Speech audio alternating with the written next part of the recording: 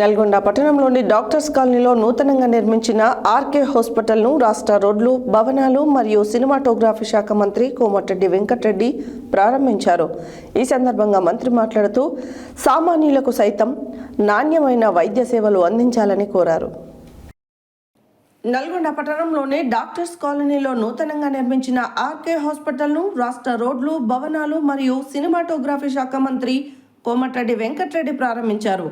ఈ సందర్భంగా మంత్రి మాట్లాడుతూ సామాన్యులకు సైతం నాణ్యమైన వైద్య సేవలు అందించాలని కోరారు.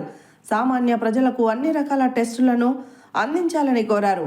నల్గొండలో అన్ని రకాల వైద్య సదుపాయాలు అందుబాటులోకి తెచ్చిన ఆర్కే డయాగ్నిక్ సెంటర్ వైద్యులను అభినందించారు.